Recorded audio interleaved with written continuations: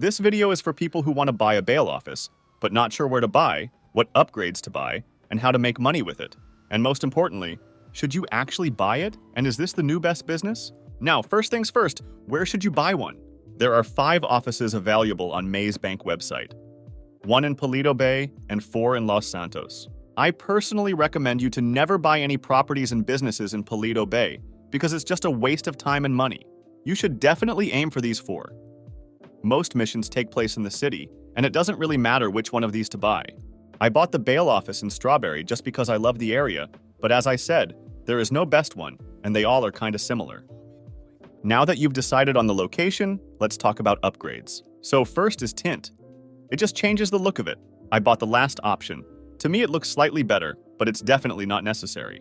Next are agents, and please do not buy them. This upgrade is pointless.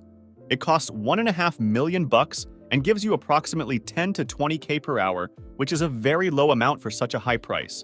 In addition, you will have to return to the office every 48 minutes just to assign agents some tasks. Otherwise, they will not bring money at all. So yeah, please avoid it. Next are personal quarters. For the people who want to quickly teleport around the map or just who want to spawn inside their office at the beginning of the session, highly recommended. You also have a wardrobe there. Next is the gun locker update. Works absolutely the same as expected. You hide a weapon and it disappears when you're outside. We have already seen this feature many times inside different businesses, so I think you don't need a new gun locker sitting just in a different location. Do not recommend. Last upgrade before we get into the different ways you can earn money through this business is armor plating for the van in which you will pick up targets.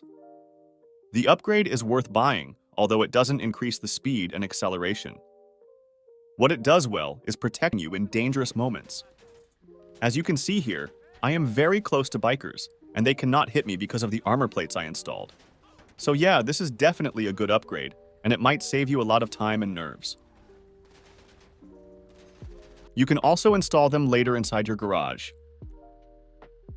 Alright, let's talk about what to do and how to make money. So, there are 3 ways you can earn money with this DLC. The first is through hunting different targets. That's probably going to be the main way you make money. We will talk about this in more detail in just a few seconds. The second way of earning money is through the safe, but here's the thing. This requires the agents I mentioned earlier, and I would say that's the way you will be spending money rather than earning. Never buy these agents. Only if Rockstar makes changes and increases the payouts that you will receive from these agents. But at the moment when I am shooting this video, I do not recommend. And the third method isn't through the bail office itself.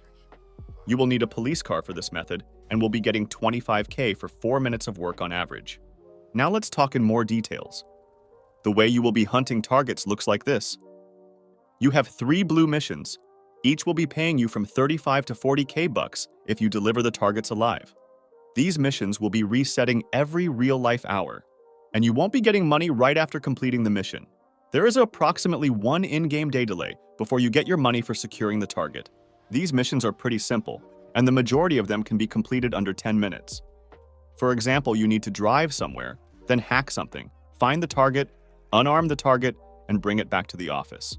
I'm not going to hold you and walk you through all these pinpoints because they are pretty straightforward. You are a skilled player, so must be easy to complete, considering the fact that you can use your Oppressor MK2 and Bullshark Testosterone boost during these missions. Now here is what's going to happen if you accidentally kill the target. The payoff reduces by 75% and what I would call a steal. Because you still have to deliver the target to the mortuary, that means you are going to complete almost the same task, find the target and get back to office, just for 1/4 of it. Please be careful, as this results in a huge loss. Next, we have tasks with a higher level of difficulty and payouts. These can be completed within like 15 minutes, and they pay you above 120K for each target. But things can't be that good, and you can only do this task once a day, real life day. Every new day, there will be a new target with a new price for it. These missions definitely require more effort, but the payoff kind of justifies it. When you launch a mission from your office computer, it results in a closed session, as in all major robberies. The first high difficulty mission looked like that. I had to drive my van to some location where the target was hiding. Then I had to rush inside that building, destroy everything. By the way, there was a bag that got my attention. I picked it up, and then I got a notification saying I was able to collect something from the building. Few seconds later, I found out I could steal a painting that gave me extra $5,000. Unfortunately, we don't know if there are going to be such benefits for each of these missions or only for this one. But everything will become clear as we complete more and more of these tasks. Then I quickly disarmed her. Yes, not killed as the last time. Remember, be careful. Reminds me of Red Dead Online's bounty hunter role. Very similar businesses. And this is how all these missions are going to look like. As you can see, it took me like 10 minutes max to complete the mission and get that $130K and $5K bonus for the painting. After that, I had to deliver the target to the office. It took me around 2 minutes to get there because, as you remember, it doesn't really matter where to buy the bail office. Most missions are in the city, and the expensive ones won't make much of a difference. The payoff delays for the high-ticket missions are the same. 1 in-game day or 48 real-life minutes before you get your money. Next way you can earn money through this business is by collecting cash from the office safe. And you need agents for this method. Now let's say you bought them. And in order to fill the safe with money, you need to go to one of them and assign a task to them by clicking the button that will send them to work. And within the next 48 minutes, there should be a $5 to $10K increase in your safe. That's pretty much it for this method, so let's just get into the next one. Now, the next method to earn money is by completing the dispatch work missions that can be started from your police vehicle. And unfortunately, you need to have one, as this method won't work if you try stealing the cop car and running some missions. These missions are very simple, usually takes 5 minutes to complete, and sometimes you get missions that can be completed in 30 seconds. Usually you need to kill somebody and leave the area, or to find something and deliver it to the Vincent's office. The payoff is always $25K, but if considering the fact that you have to run it through your police vehicle, which was at least $3 million, you will have to complete a large number of missions before you get your money back for the police car, at least 120 missions, each 5 minutes on average. That's a lot of time.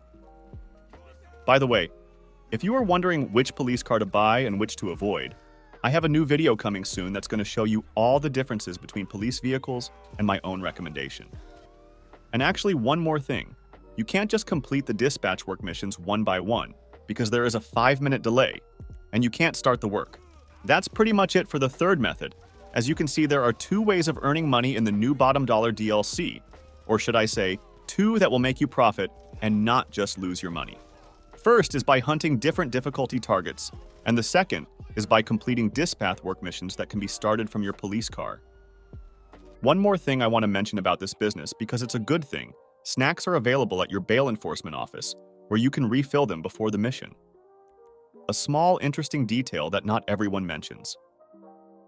Before we finish the tutorial, I want to talk about how much you can earn from this business. These are real achievable figures. We will be measuring everything per hour. So the hunting missions are going to make you around 120K per hour, but here's the thing. You can only complete 3 of them each hour. I managed to complete all 3 in just under 25 minutes and made 110K. After I completed each of these missions, I launched the dispatch work missions and completed roughly 5 of them, resulting in 125K in around 25 minutes. And in the meantime, while I was delivering the targets, the expensive agents brought 23K in 1 real-life hour. After that, I started completing tasks of increased complexity, which brought me another 130,000 in about 12 minutes. But this can be done only once per day. So if we calculate all of that, you are very likely to earn 250 to 350K once you have completed the missions many times and know everything about them. Yes, it's not the Cayo Perico heist, but in my opinion, this DLC was made to make the GTA Online world even more fun. I would not recommend this to beginners because you are unlikely to earn much. Something tells me that the salvage yard is much better. You can at least earn money passively from your safe, without any upgrades. On the other hand, if you have enough money to spend on a business that won't generate much income and you're just waiting for GTA 6 to be released, it's definitely a good business. The missions are actually very interesting, especially the dispatch work. I enjoyed it when I was recording this video for you. We definitely needed this in GTA earlier. So guys, that's it for this video.